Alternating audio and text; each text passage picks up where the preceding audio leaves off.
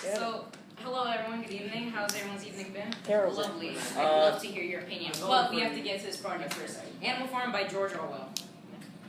So, about the author first. Eric Blair, born in 1903 in Motihari, Bengal, I hope I said that right, growing up to hate imperialism. Imperialism is the domination by country of the political, economic, or cultural life of another country by religion, or just the highest form of capitalism, urban dictionary. Leading him to write his first works/essays in England, 1928 first novel, Burmese Days, including a hanging and, of course, shooting an elephant. Other notable works he wrote were 1984, and he passed away in London, 1950. Somewhere he changed his name to George Orwell, sort of like Lemony Snicket, but I really didn't look into that. Now the actual project. We could make an entire separate PowerPoint about George Orwell, but we're going to talk about his specific work called Animal Farm. Published in 1945, is one of his most famous novels. So now, why was it banned? Animal Farm was banned in a few countries for the fact it depicted the failures of communism. Communism is where everyone is equal and there's no gap between rich and poor, and no poverty would exist. It sounds like a utopia now, but as we learned earlier in the year, with utopia comes dystopia. In the Soviet Union, led by Stalin, the Soviet Union was the nation where its government killed more people than Hitler killed people, and more nuclear weapons than the United States, but no one really talks about them. What is now Russia. Book was banned in Soviet Union, China, and Cuba, which were all communist countries, so that their system wouldn't be criticized. My thoughts. I believe it was reasonable for the country, for the countries who use communism to get rid of the boys pointing at communism, laughing at them.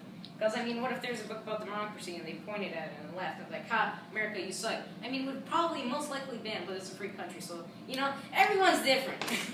Even though it wasn't banned in the United States, it's still what I would call a brave act of literature by George Orwell. Okay, the summary. Our story begins on the manor farm where the oldest pig, Old Major, has a dream where they must throw out the humans on the farm. Old Major dies, and once he does, all the animals on the farm rise up and kick the people out of Manor Farm and call it Animal Farm. Get it? Because that's Get out. That's the name of the book. LOL. When the dust settles, two pigs, Snowball and Napoleon, start calling the shots, but always seem to be getting in each other's grill. That's Snowball. The commandments.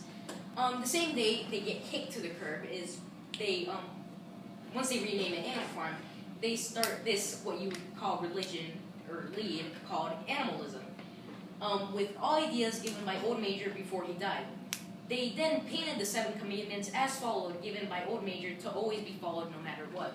The 7 commandments were, whatever goes upon 2 legs is an enemy. Whatever goes upon 4 legs or has wings is a friend. No animal shall wear clothes. No animal shall sleep in a bed, drink alcohol, kill any other animal, and all animals are equal. Summary part 2.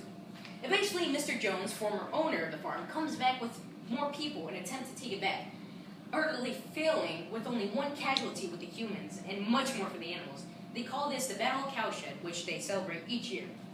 After that, Snowball brings the idea of building a windmill, only bringing benefits to the farm, such as electricity, heated water, everything for all the animals. But, of course, Napoleon strongly disagrees. But when they come to a rally to vote, everyone's split upon one side of the farm being with Snowball, one part of the side of the farm being with Napoleon.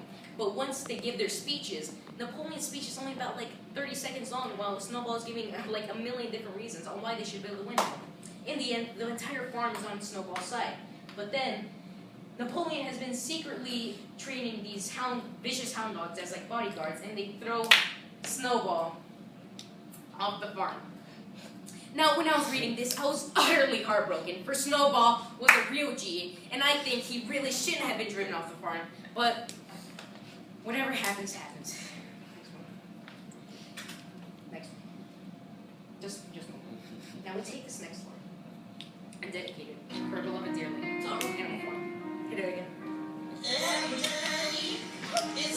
Wait, go ahead. And then hit it once. It's hard to breathe. Now and then I get insecure. All the pain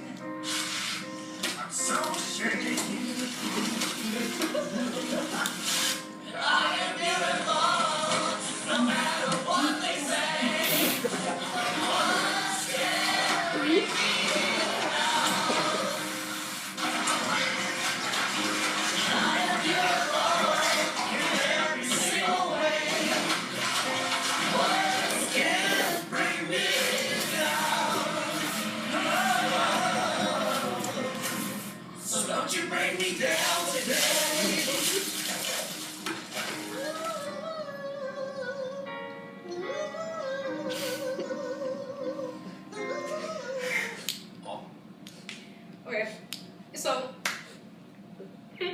now that we got that through, Snowball is now gone from the farm and will never return.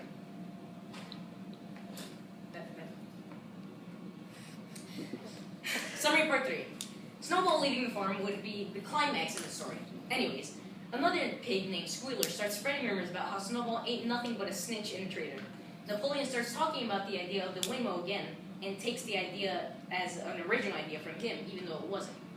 And says, yeah, we'll build it, and bringing the benefits only to himself and the pigs instead of what Snowball had the idea of, bringing the benefits to the entire farm. And breaking one of the rules and starts trading with the humans to get supplies like alcohol and materials to build the windmill, while all the animals are working except for the pigs. The final summary. While Napoleon is finally the true corrupted leader, he starts twisting the commandments one by one with only one stance. All animals are equal, but some are more equal than others. Eventually, all the pigs get so corrupt they start walking like humans with whips in their hands. And in the end, nobody can tell the difference between pigs and human. Right back where we started. So, the main characters. The true main characters are Old Major, Napoleon, Snowball, Squealer, and Boxer, which I haven't mentioned yet.